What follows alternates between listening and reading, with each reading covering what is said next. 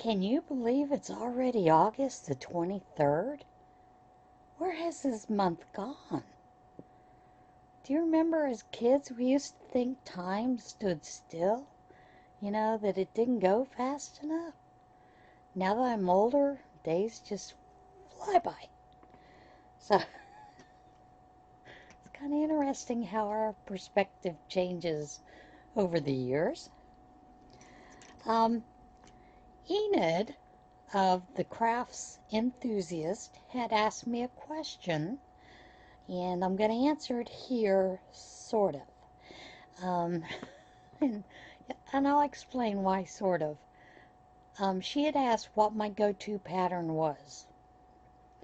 Now, one of my favorite crochet patterns that I just love doing over and over, doesn't matter what kind of yarn, if it's a variegated yarn, if it's whatever, is the Aragenia shawl. I love that shawl.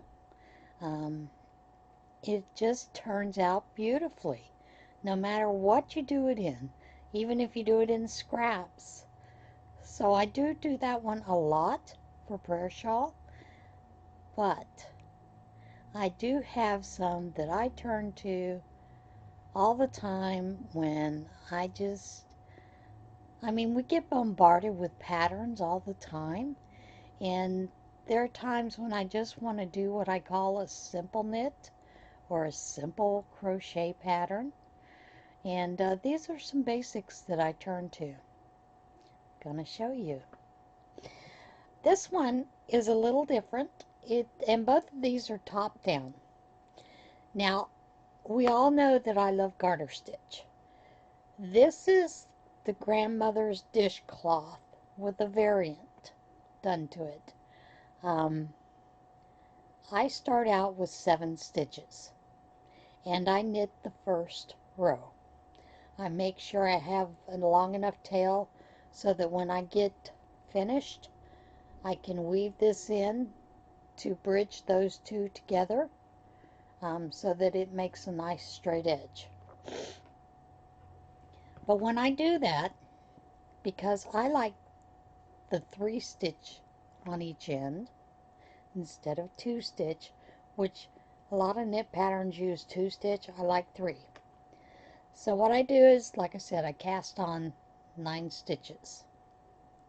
Knit the first row. The third row, I will knit 3, place a marker, yarn over, knit 1, yarn over, place a marker, knit 3. Then the 4th row is just knit all the way across. And this is if you're doing it in garter stitch. Now the 5th row is where I start to change it up a little bit. I knit the 3, slip the marker, yarn over, knit 2, yarn over, place a marker, knit 1, then place a marker, yarn over, knit 2, yarn over, slip the marker, knit the last 3. At that point, I then place a stitch marker to signify that that is the right side. And the only reason I do that is because for the rest of this pattern, no matter what I do, the right side is the side that I will increase on all the time. Grandmother's dishcloth, you increase on one end every row. And I don't have a problem with that. That makes a beautiful shawl as well, you know, if you work it all the way up that way. But this is my variance on that. That's all this is. So that the following row, I know that I'm just going to knit across. Now, you don't have to do it in garter stitch. You can do it in stockinette stitch, or you can mix it up. One of the ways I like to mix it up is I will start out with garter stitch, and then I may be doing 10 rows of stockinette stitch. And then when I get to that and I've finished the 10 rows or however many I've done, I may decide I think I'll put eyelet row in here. So, real simple.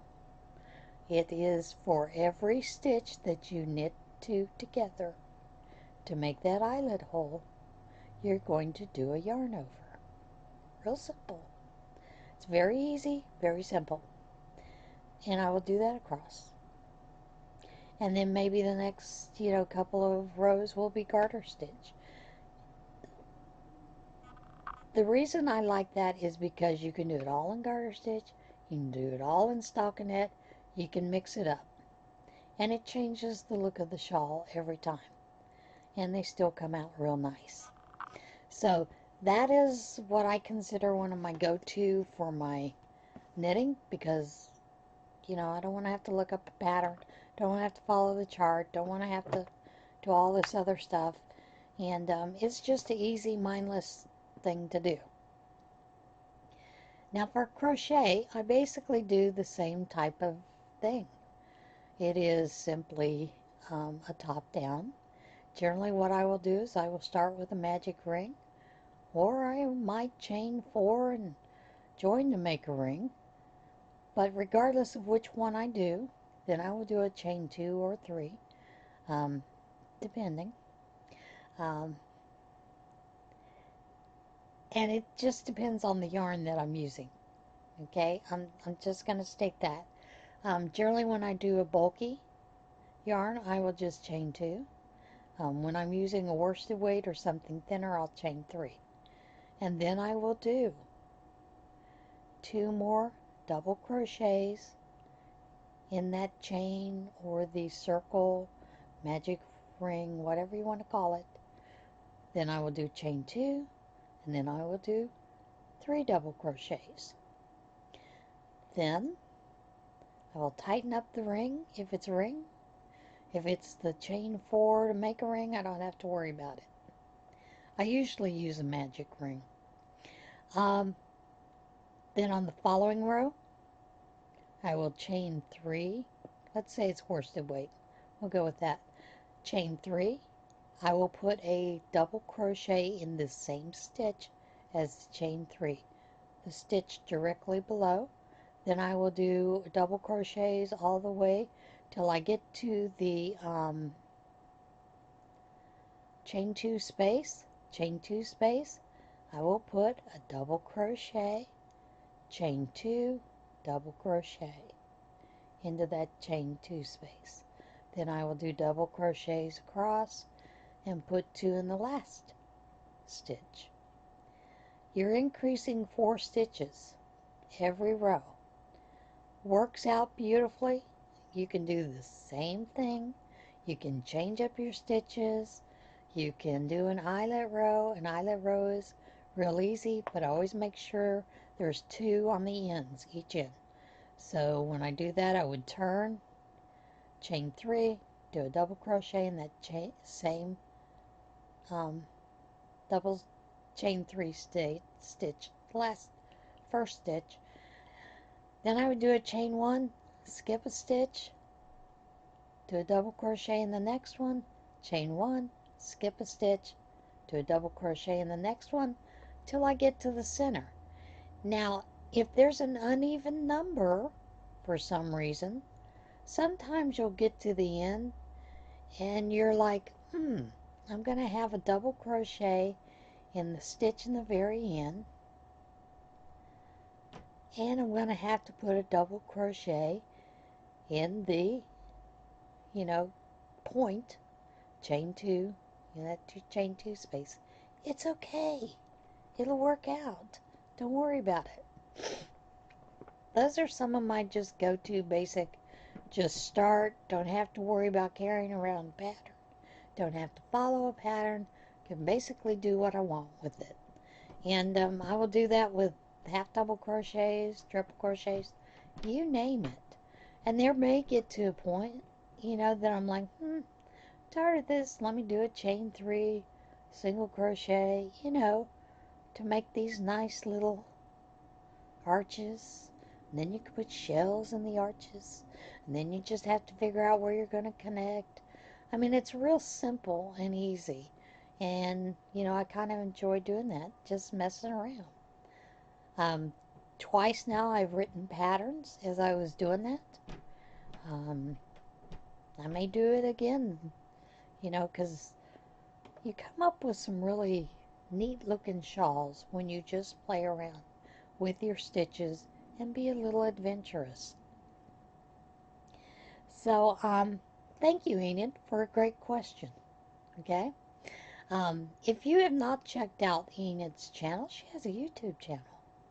Um, she was known by Nature Crafts in the past. She has changed her name to the Crafts Enthusiast, and it suits her perfectly. She does a lot of different crafts.